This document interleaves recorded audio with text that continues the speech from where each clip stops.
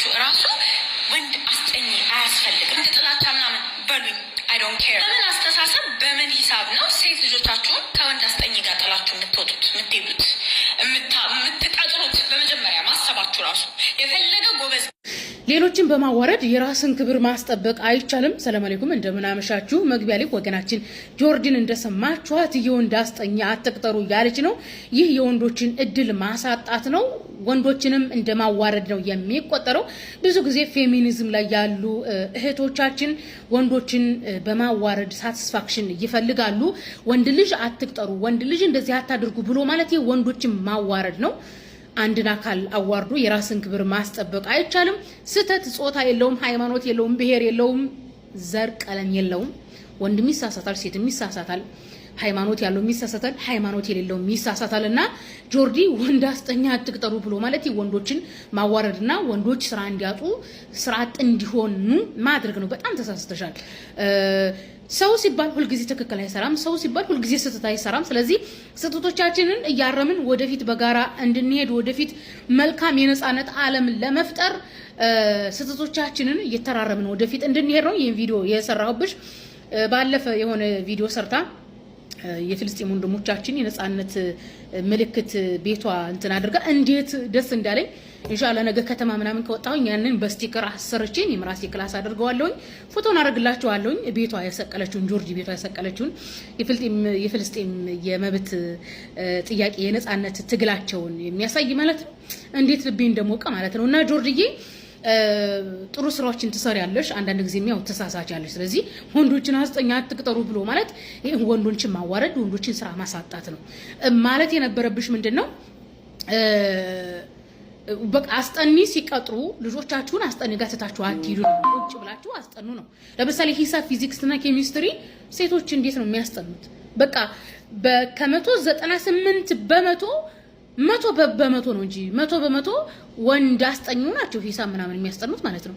በነገራችን ላይ ሴት ትምህርት ቤት ራሱ ስንማር ማለት ነው ትምህርት ቤት ራሱ ኮሌጅ፣ ዩኒቨርሲቲ ምናምን የሂሳብ የፊዚክስ ዲፓርትመንት ላይ ሴት አለ 1 2 3 ሴት ቢኖር ነው። እንደውም አንድ ጊዜ ትምህርት እንትን ዲፓርትመንት እየመረጥን እኔና ጓደኛዬ ባዮሎጂ በጣም ነበር የምወደውና ባዮሎጂ ዲፓርትመንት እንግባ አልኳት ጓደኛዬ። ኧረ መሲ ሂሳብ አለው ባዮሎጂን ብንወደው ሂሳብ ስላለው እንወድቅ እንችላለን አለችኝ።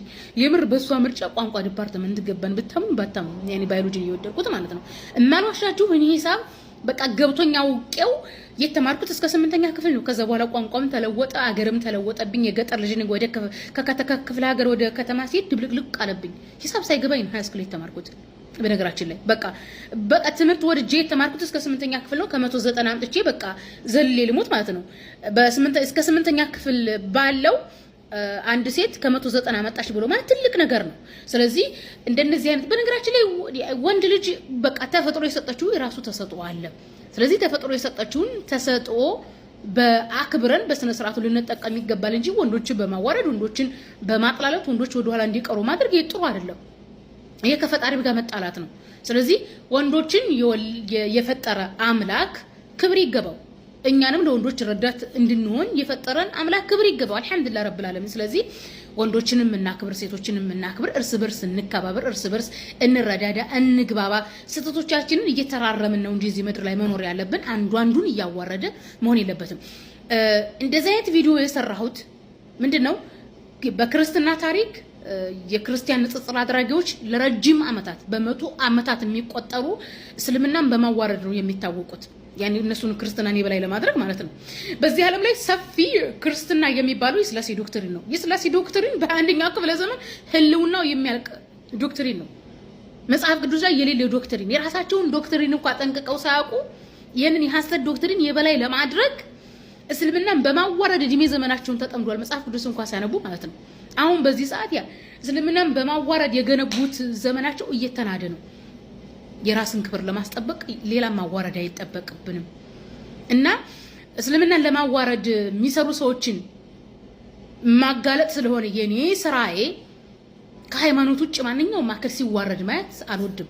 ክብር ለሚገባው ክብር መሰጠት አለበት። ስህተት ከሆነ ስህተትን እናጋልጥ እንጂ ገና ለገናው በሚል ማዋረድ ይቁምላለው። ወንዶችዬ ክብር ለእናንተ ይሆን።